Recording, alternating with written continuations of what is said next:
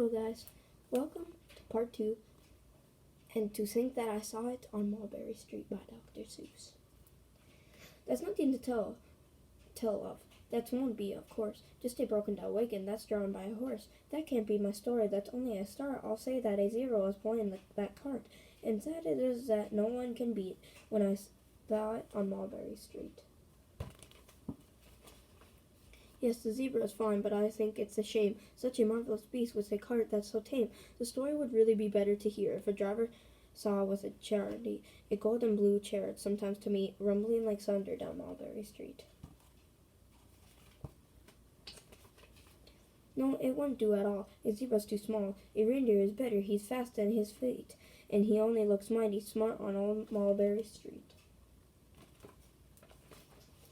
Hold on a minute, there's something wrong. A reindeer hates the way it feels to pull a thing that runs on wheels. He'd better be much happier instead of if he could pull a fancy sled. A reindeer in a sleigh. Say, anyone could think of that. Jack or Fred or Joe or Nate. Say, even Jane could think of that. But it isn't too late to make one little change. A sleigh and an elephant. There's something strange. I'll pick one, plenty of power and size, a blue one with plenty of fun in his eyes, and then, just to give him a little more time, have a raw with rubies, perched high on a throne. Say, that makes a story that no one can beat when I say that I saw it on Mulberry Street. But now I don't know. It still doesn't seem right. An elephant pulling a thing that's so light would whip it around in the air like a kite. But he'd look simply grand with a great big brass band. A band that's so good should have someone to hear it, but it's going too fast that it's hard to keep near it. I'll pull on a trailer, I know they won't mind, if a man sits and listens while hatched on behind. But now, is it fair? Is it fair what I've done? I'll bet those wagons weigh more than a ton. That's really too heavy a load for one best. I'll give him some helpers. He needs 2 at least. But now what worries me is this. Mulberry Street runs into bliss. Unless there's something I can fix up, there might be an awful chocolate mix-up. It takes police to do the trick, to guide them through where traffic think. It takes police to do the trick that they'll never crash now. The race at top of speed with circling Melvillicitus himself in the lead. Oh, yeah.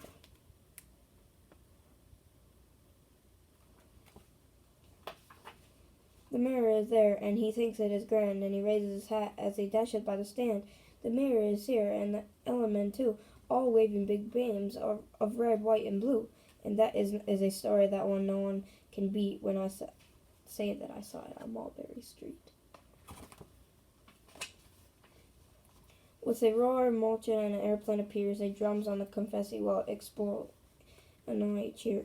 And that makes a story that really not bad, but it could still be better. Suppose that I had a chimney boy who eats with a stick, a magician doing tricks, a 10-foot beard that comes a calm. No time for more, I'm almost home. I swung around the corner, dashed through the gate, I ran up steps, and I felt simply great. For I had a story that no one could beat, and to think that I saw it on Mulberry Street. But Dad said, quite calmly, just draw up your school, and tell me the sights on the way home from school. There was too much to tell, I just couldn't begin. Dad looked at me sharply and pulled at his chin. He frowned and suddenly looked from there in his seat. Was there nothing to look at? No people too great? Did nothing exist, you, or make your heart beat?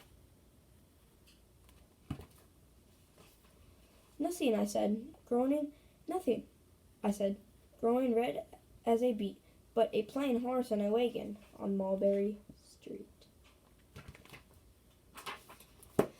Thank you for watching part 2, and that will be the end of the book.